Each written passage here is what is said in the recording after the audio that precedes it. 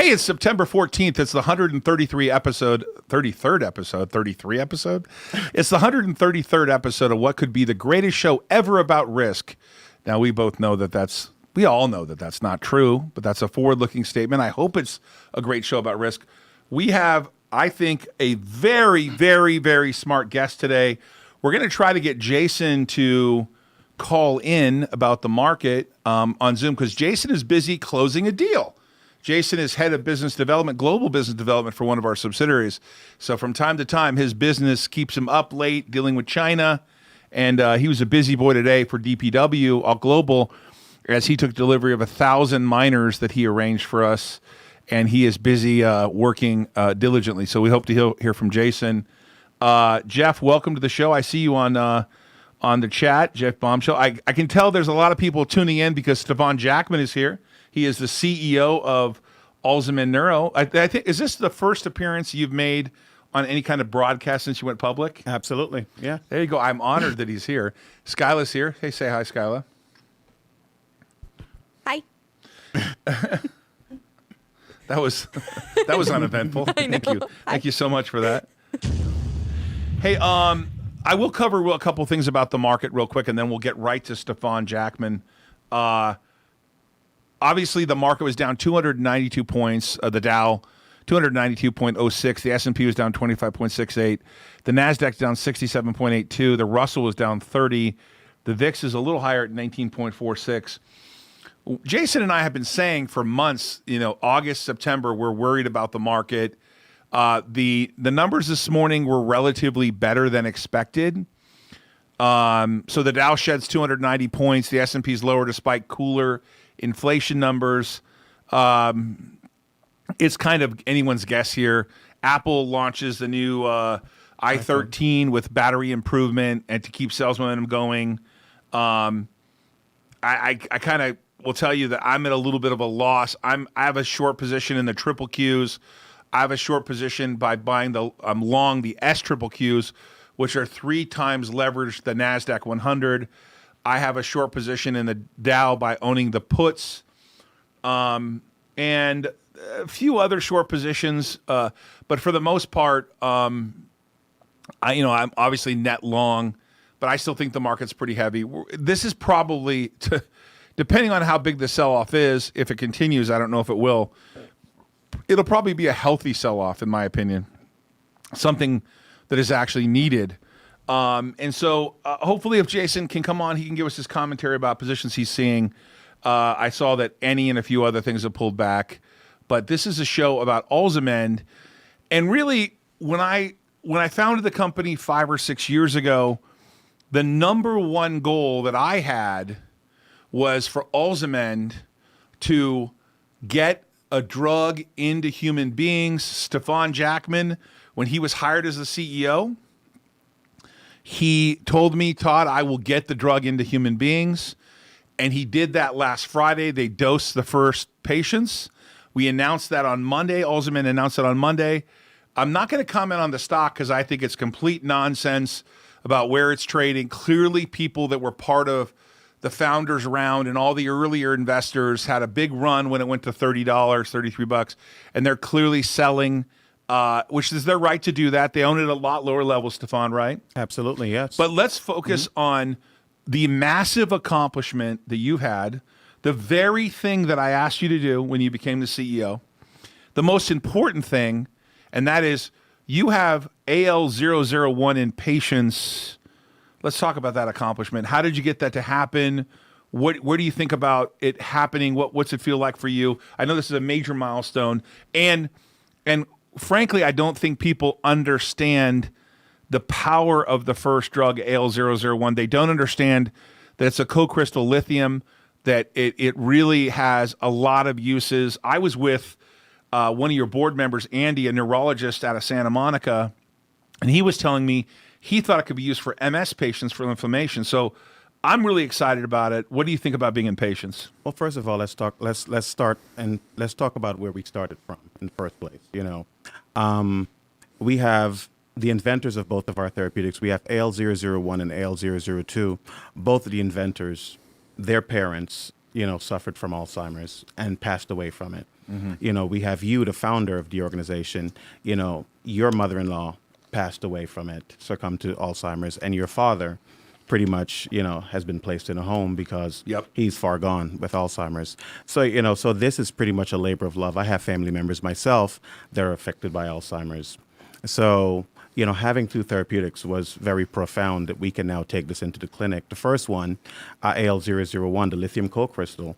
Well, lithium has been marketed for years. It's been approved by the FDA for bipolar disorder. Yeah, I saw Britney Spears is on it. Exactly. And if you suffer from major depressive disorder and you're going to be hospitalized, the only therapeutic that you can use really is lithium, and it's global. So when we talk about lithium in general, not only is it used for psychiatric disorders, which is PTSD, depression, and bipolar, and mania or suicidality.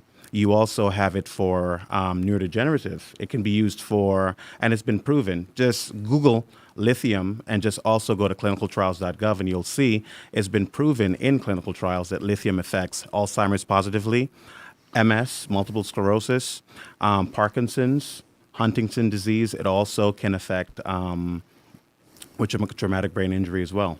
So, I mean, there's a lot of usage for our drugs. So getting this into patients is really us just checking a box. We applied to the FDA saying, with our IND, what we're looking to do is really compare our lithium in a phase 1 to show that it's pretty much the same, if not better, than the current lithium on the market. It has a better safety profile.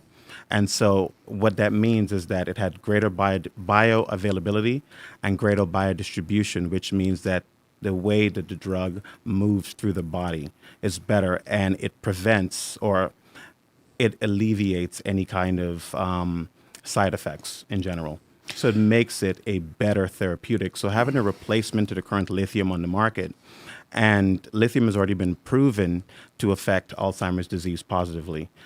There's 3 biomarkers, disease progression for Alzheimer's: neuroinflammation, tau phosphorylation plaques, and beta amyloid plaques. It's been proven that lithium affects all 3 positively. And in our preclinical trial, it reduced all 3 in the Alzheimer's mouse model by 50%.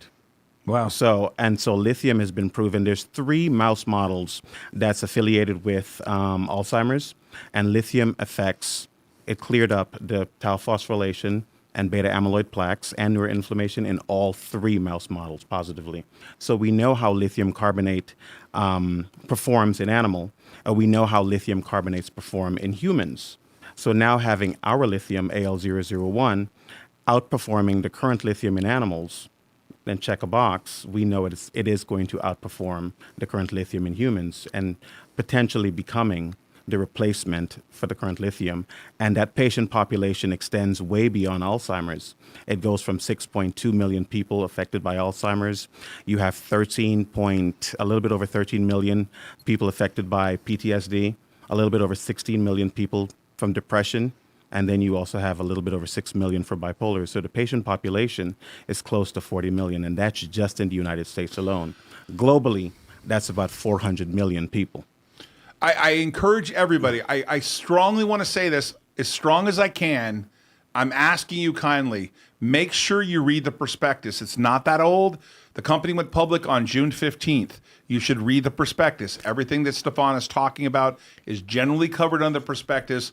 We would encourage you not to do anything without reading that prospectus. Why do I have Stefan on? Because I get tons of texts about the price of stock. And I know you think it's relevant to me. First of all, I can't sell it. I'm restricted. Second of all, I'm not a seller. People don't know this about you. We're going to cover it on a podcast. Now, and I get this wrong all the time. I get this wrong all the time. But you're actually a nuclear scientist, right? Is that what you are? Well, I majored in steam and nuclear power plant designs. Right. Okay. So Yes. I always get it. Okay. So, but I realized I didn't want to do that when I graduated college. And you worked at Novartis. I worked at Novartis Pharmaceuticals for 8 years. And I cannot believe, literally, the people that you have recruited to this board. Now, you set up the company. We set up the company initially together. We set up the company where you have a flat structure, where you're not spending a lot on overhead. And I got to be honest with you, at first I thought you were a little crazy. I'm like, Stefan, really? You're going to have almost no employees? Because I get a lot of feedback from that. Stefan has lined up some of the best. And Gary brought us Wozniacki and I believe McDade, Yes. Gary Gottlieb. And Wozniacki has basically told me, hey, this lithium product is incredible. There's a podcast they did with him. You guys can check that out. Josh will put it in the link if you guys want to see that.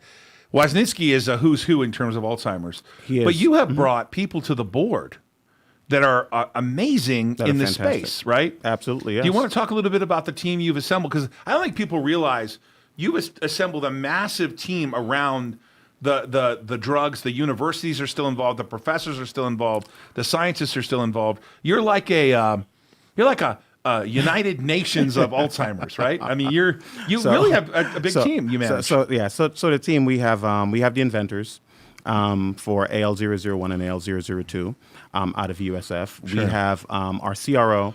Basically, that's where our immunologists, pharmacologists, toxicologists, regulatory specialists. So a team of about 10 people, under TAMNet, and that's basically where our scientific, which would be our chief medical officer, chief scientific officer, they're all residing on that team, which is great. And then on the board of directors, we have a woman by the name of Dr. Lynn McGrath, who used to be the head of regulatory for Novartis Pharmaceuticals, and she's very well versed in the regulatory process of developing drugs. We also have a guy by the name of Jeff Oram, who used to head the New Jersey Pension Fund. I like him. Under the Chris Christie administration. He fantastic. and his wife are very sharp. And so he knows so when you talk about financing, it's great. We have a guy by the name of Mark Gustafson on the board, and he is CFO of a publicly traded company out of the UK. He resides in Vancouver, Canada, and he is great for our audit committee. So, so you have to have those people. And you have the part of your neurologist, board. Dr. And Andy. so we have Dr. Andrew Wu, Yeah. who is Brown University, MD, PhD, neurologist, and he knows everything in and about Alzheimer's, Parkinson's, MS, ALS, just neurodegenerative diseases in general. He's great to guide us in terms of, being an advocate and a KOL, key opinion leader. I probably got more excited. Him and I flew on that jet together to ring the bell. Yeah. And I got more excited probably about Alzamend after listening to him than I did the last 5 years, because he's talking about how AL001 could possibly be used in so many different parts of neurodegenerative diseases. He was the one that brought up MS to me. Yes. Right. Well, the good thing about, lithium is for mood disorder. Sure. And so when you think about patients that they get Alzheimer's, they get really agitated. You've experienced that with your father, father and mother-in-law. He's gotten a little violent, right? Yeah, and so this really helps. So not only do you have a drug that actually affects the disease, the progression of the disease, but it also helps with the psychological effects of the disease as well. So this is great. We're very excited about it. And just having a replacement for lithium, it's something, it's going to be like the new happy pill, potentially. So you disclosed that, the company disclosed that the vaccine, AL002, yes, you filed a pre-IND with the FDA, right? So we filed a pre-IND with the FDA on July 28th. What are you allowed to say about the vaccine? And I don't know, and I'll give you a moment to think about it, that's in the prospectus. What can you say about the vaccine? Because I know something about it. I'm pretty excited, and I believe the public knows, but I don't know that everyone's paying attention. They don't know yet. So what's been disclosed about the vaccine is that it's an immunotherapeutic vaccine that pretty much it's adjuvant free, so it has no primer, so it allows the patient's immune system to combat Alzheimer's disease. So what happens is that you remove the patient's blood from their body, you mix it with our cocktail, a mutant peptide solution, and then you put it back into their body. And what that does, it creates beta amyloid antibodies within the brain and pretty much reverse the effects of Alzheimer's. It's going to be revolutionary if this actually worked, because in the Alzheimer's mouse models, it actually reversed effects of Alzheimer's. Wow. So that would be, Nobel Prize winning. Yeah. So we're very excited about that. So we filed for our IND. We should be hearing from the FDA later this month. And we're looking to file our IND by November 30th. So it's possible that by the end of the year, you have a treatment for 15 different indications, AL001, Absolutely. including slowing the progression of Alzheimer's with AL001. Yes. Which, if it got that status, would be incredible. But the patient population is around 40 million 40 for the million. first drug. Obviously, the patient population for the vaccine is about 6.2. Yes. But both those huge shot on goals that you'll migrate really quickly. Now, I know you can't talk about specifically the term unmet need, but maybe you could educate the public as to what unmet need would mean in the world of drug creation. What does that mean, unmet need? So when you say unmet need in the world of drug creation, is that when you see for example, we talk about AL001. AL001 have a plethora of indications, right?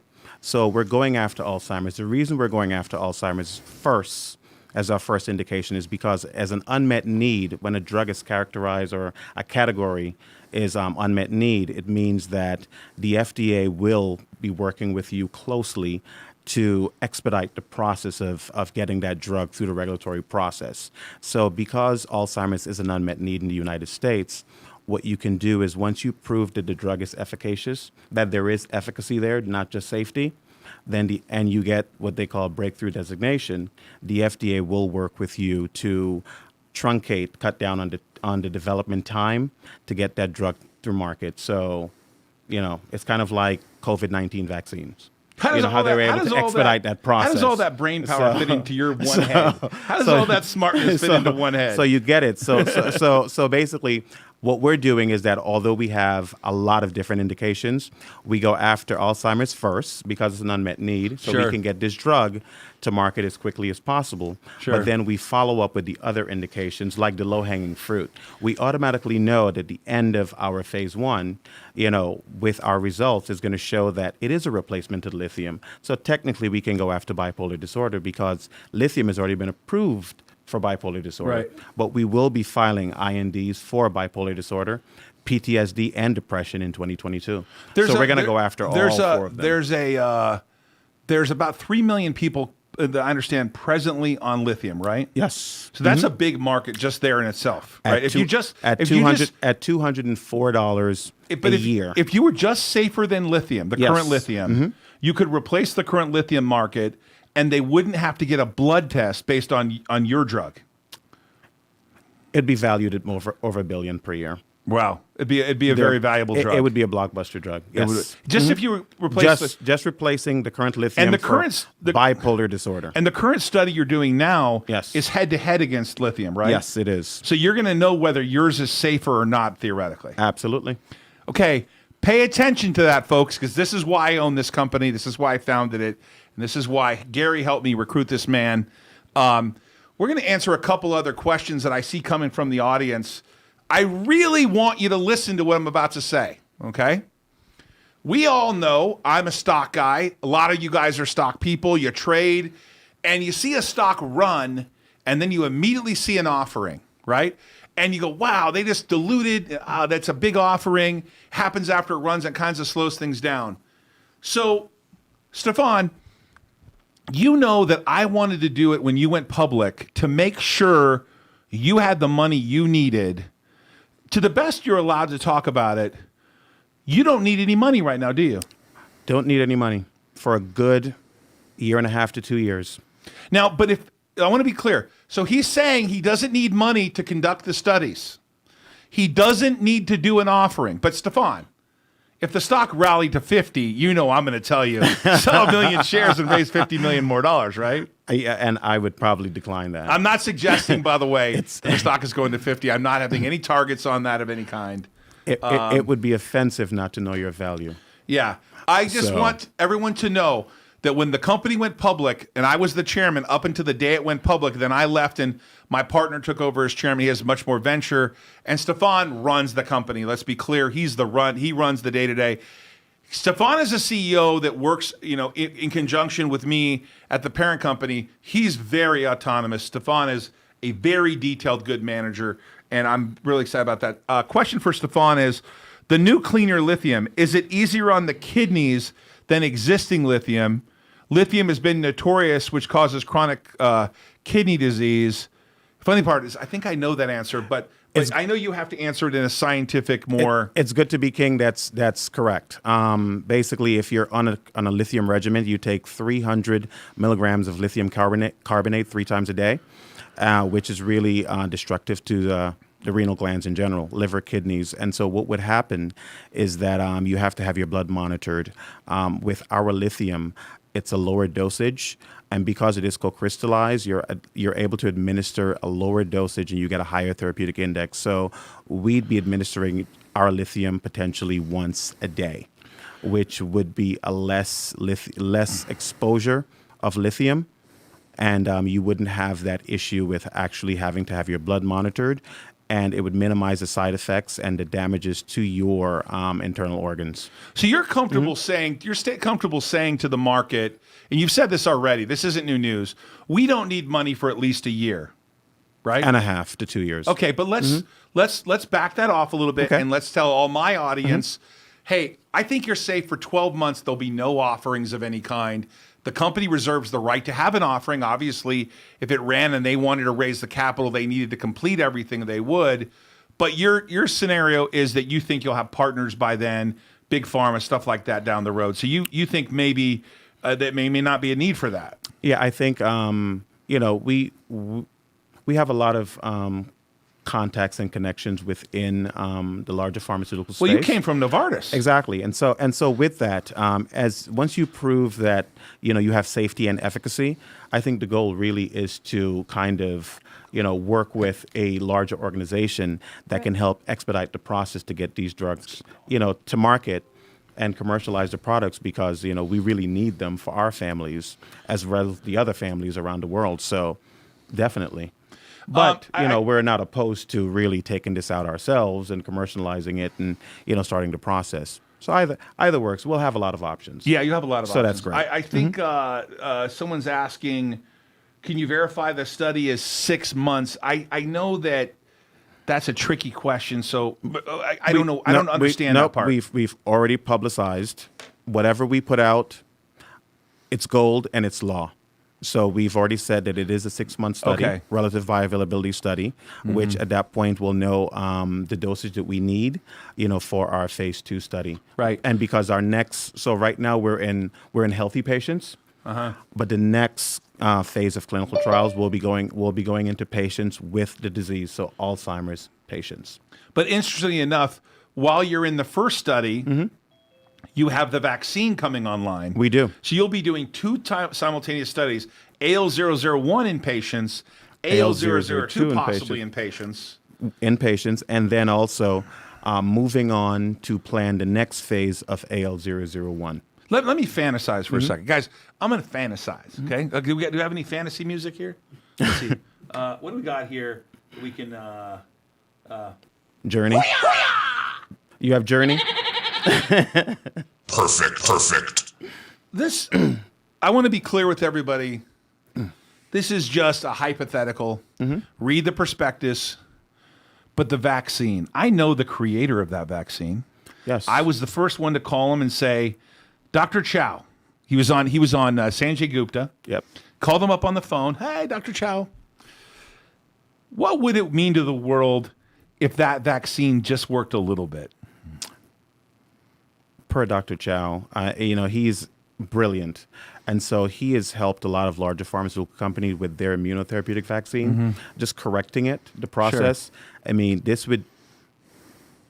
I think we're into something that's massive. It would be Nobel Prize winning for Dr. Chow. He has studied this. He agreed that you and I and him could be on the cover of Time together. He studied this extensively for over 15 years. Sure. There's a lot of work that's behind this. There's a lot of work that we're continuously doing for this product, and we're very excited to get it to the next step. So we're very excited to hear from the FDA and potentially move it forward. So there's going to be a lot of news within the next couple of months. It's coming good to with be the king says AL002. Todd hasn't been this excited since his Shake Shack run at the airport. You remember in Utah? That was so good. Yeah. I love that guy. We sat last night at dinner and we talked about how I'm disappointed with the fact that the early shareholders are selling. Clearly, there's people putting information out there that I'm a seller. I want to be completely clear. I have never sold a single share of Alzamend. On the day it went public, I accidentally pressed the sell button twice for a few thousand shares, and I bought it back immediately. I have never sold a share of any Alzamend at all, ever. Whoever says that is completely a liar. They're passing false information. I own more shares today through the various companies and my own personal account than I ever have. And as I recently reported, I converted 150,000 of my options. I kept them, and I paid the taxes on them so I could keep the stock.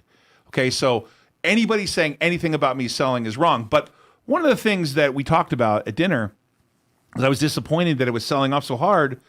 And then you pointed out to me, yeah, but it would be different if we needed to raise money. Yeah. It doesn't matter. You told me you don't even look at the stock. I don't. It doesn't, and it's great, so part of raising money and being a part of a biotech or a startup in general, you do owe it to your investors, your early investors, for them to have liquidity. Sure. It's unconscionable not to provide. Well, they still them. have like a 20 bagger though. Exactly. That's why. It's not right? for them not to have the options, right? Because they bought some stock at 20 cents, right? So they've gotten it such a lower price that Right. now that we've gone public, it's up to them. They can now control their own destiny, and so it's great for them to have that option. So yes, if they want to sell, hey, we're still going to persevere. We're still going to get the drugs in the clinic. We're still going to prove, that what we have is something viable, because we're not just doing this, for, the world. We're doing this for our families as well. So I think, with that, as we get it out, we're going to prove to everyone that, we do have something viable. That's what we're doing. That's where we're moving forward. So I don't know what they mean. Am I lending my shares out? No, I'm not. I don't know that I'm letting my shares out. That's a good question. I see a question. How does this compare to Biogen? And I'm just looking at some of the questions that are interesting. how does it compare to Biogen? Yeah. How does what we're doing compare to Biogen? Unfortunately, I know your answer privately. Well, it's funny. It's funny. Exactly. Everything you've ever said to me, I want to. No, I'm not going to let him answer this. No, Let me answer. Let me answer it first.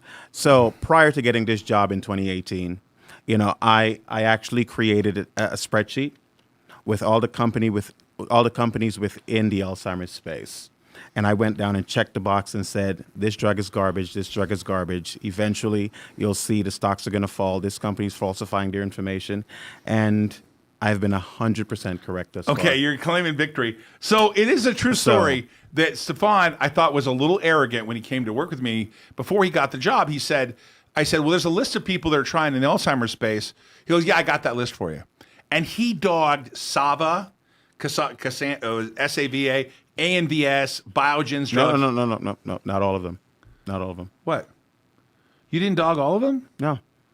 What are you talking about? And I've dogged all the drugs that have thus far failed, beta amyloid, Right. therapy.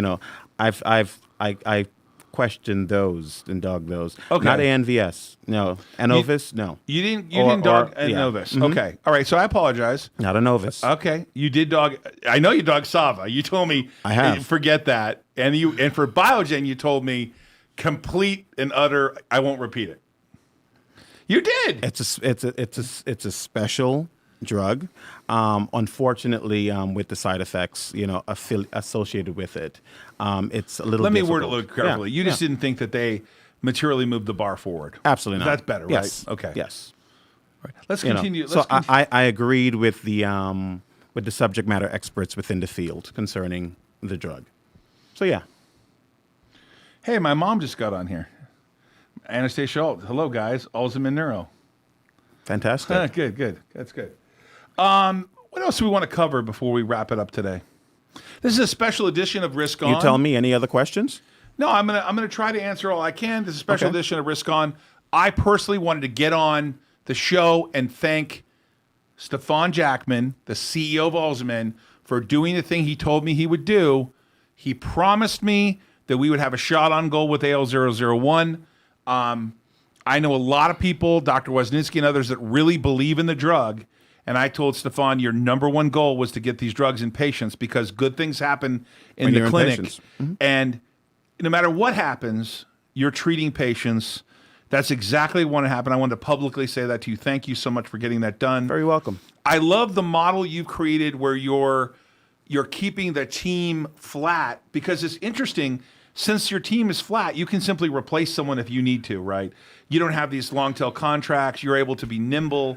You're able to keep the burn low. And the overhead is extremely low. Everyone who is on the team, they're working on the drug. So I would probably say about 95% of our capital goes into developing the drug.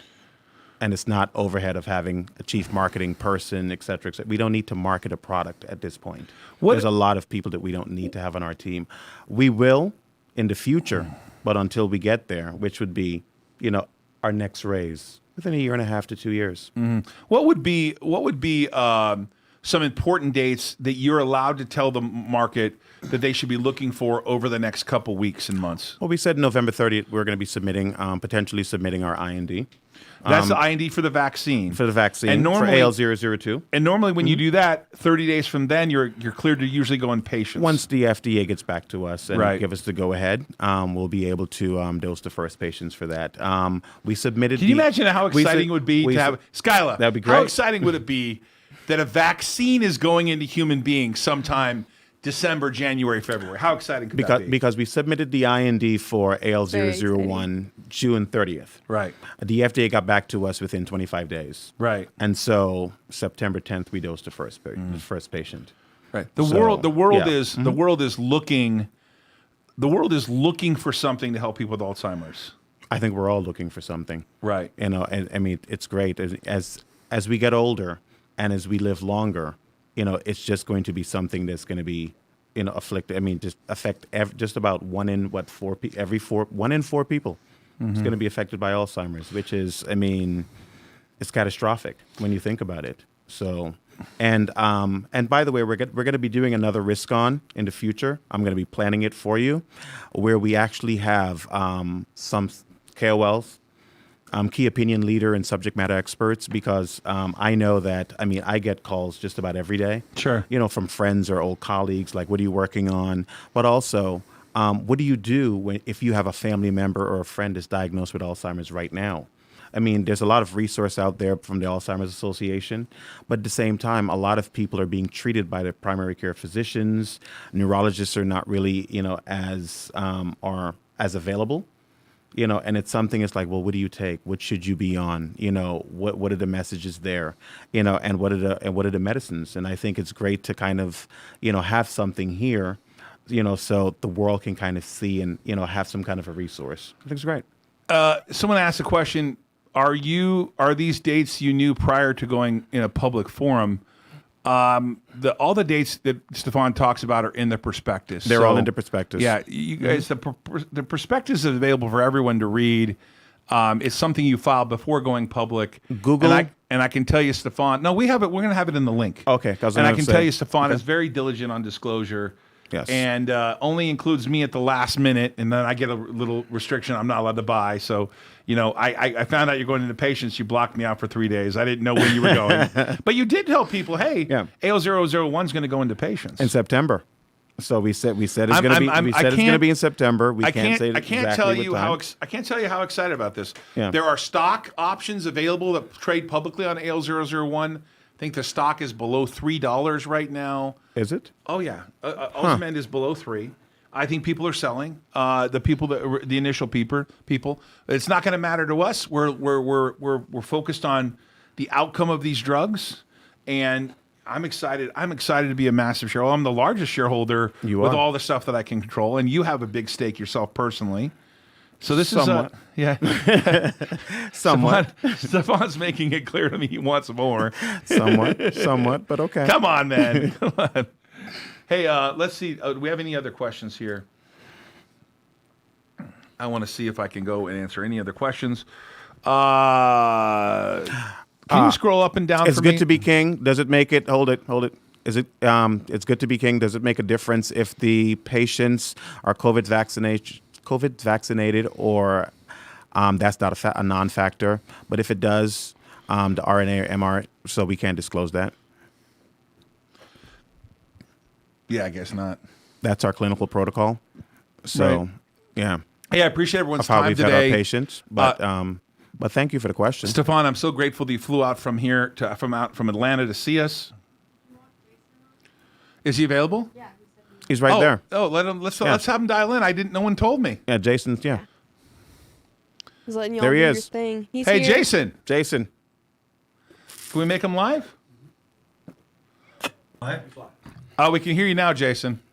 Okay, sorry. I was just being stealthy, listening to all the great nutrients from Stefan. Jason, Jason, I know you're a shareholder. You bought some stock in the open market when you had some windows. What'd you think about what Stefan just said? I know you're a big fan of it. Obviously, you and I are friends, so I probably got you convinced that it's a great investment. But let's not do that. What did you think about what Stefan had to say? Do you have any questions for Stefan? Well, 2 shots on goal, and then the vaccine, which has been under research and development for, I don't know, 8 times the amount of the current vaccines available for COVID. But I won't get into that. The research and development that's going on right now, University of South Tampa, the dosing of patients. I mean, the prospectus told everyone the timeline and what they were going to do, and they're just executing. I mean, I don't know what else you can ask for. Jason, how often do you get a CEO, I'm biased, that tells you what he's going to do and does everything he said he was going to do?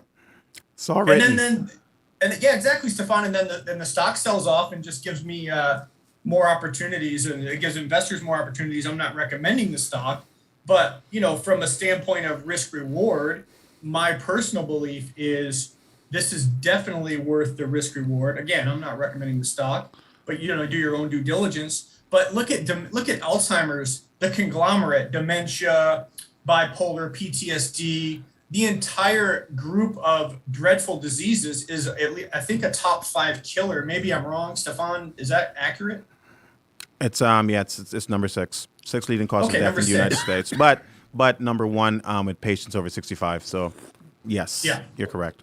I believe it's I believe, Jason, it's one of the most feared diseases too, right? It is the most feared disease. Oh, scary. Yeah, you don't want to forget things, right? Well, not only forget. I mean, eventually, you just lose the will to. The ability to eat. Yeah, my dad can barely eat. So yeah, and then eventually the ability to breathe. Sure. So you just pretty much just waste away. So, Right. usually when unfortunately, when you do have a family member who has the disease, you're like, hopefully they perish. They go really quickly. Well, yeah. And morphine drip them out. Mm-hmm. But sometimes it takes a good 20 years, which is it's devastating. Hey, Jason, I wanted to cover real quickly before we wrapped up for the risk on audience. I kind of feel a heaviness to the market. I'm not referring to Alzamend. I'm talking about, in general, the market. What do you think about where the market is right now? What is your thoughts? You told me you thought the NASDAQ was rolling over a little bit. What are you thinking about the market right now? Yeah, very heavy, overvalued. A lot of the S&P large caps. I'm seeing a little bit of activity in the commodity sector. But again, if SPY's going down, if the Dow's going down, the NASDAQ's going down, where's the money rotation? Well, it could go into crypto. I do know that. Obviously, we had a press release today regarding implementation of Bitcoin miners into our data center facility. We're bullish on crypto. It could also go to precious metals, junior miners, established miners like AG. Those tickers have been depressed, beaten down. Possibly look for that. I watched a video from Keith Neumeyer, the CEO of First Majestic Silver.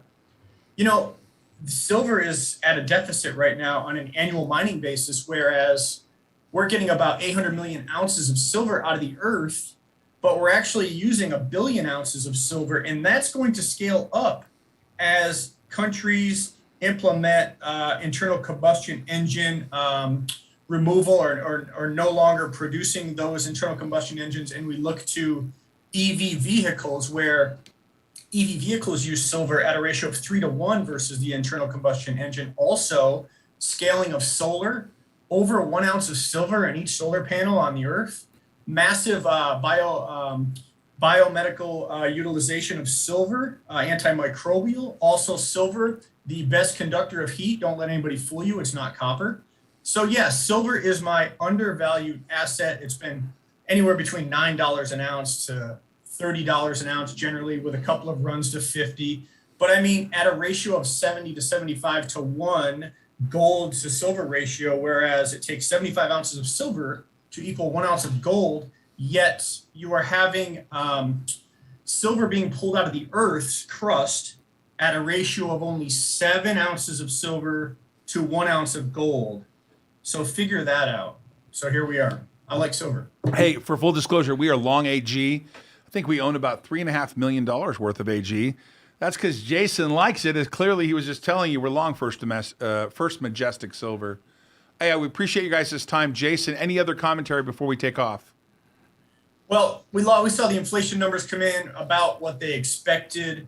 CPI does have an effect on everyday Americans. You're looking at oil, WTI crude over $71 a barrel.